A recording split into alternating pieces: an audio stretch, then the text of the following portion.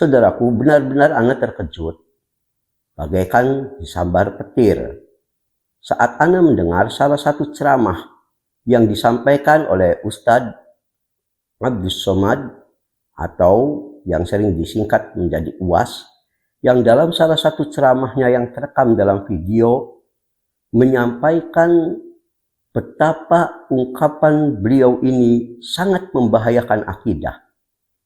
Orang ini telah menampakkan dengan terang-terangan pengingkarannya terhadap kisah bertemunya Nabi kita Muhammad sallallahu alaihi wasallam dengan Allah saat peristiwa Isra Mi'raj di langit sana.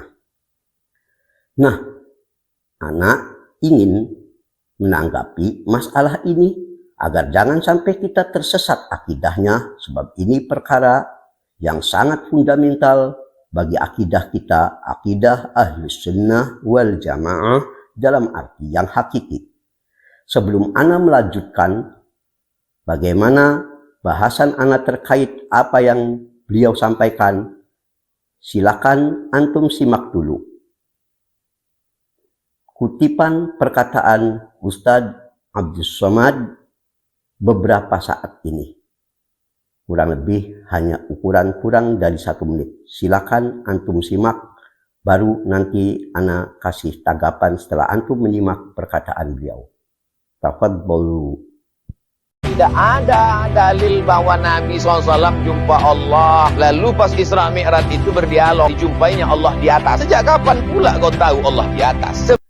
Nah, jika antum sudah menyimak apa yang dikatakan oleh Ustadz Abdus Somad dalam kutipan ceramah tadi, maka yang ingin ana diskusikan dalam kesempatan kali ini, sekaligus peringatan, adalah prinsipnya, benarkah apa yang dikatakan UAS itu?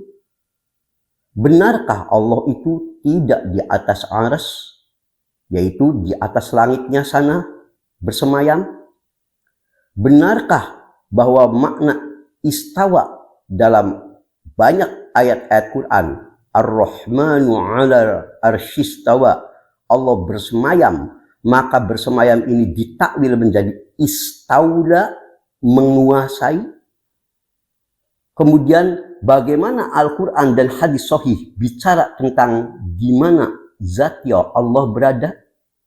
Dan juga bagian yang terpenting adalah bagaimana pendapat ulama dari semua mazhab, bahkan dari zaman ke zaman, terkait masalah di mana keberadaan zatnya Allah.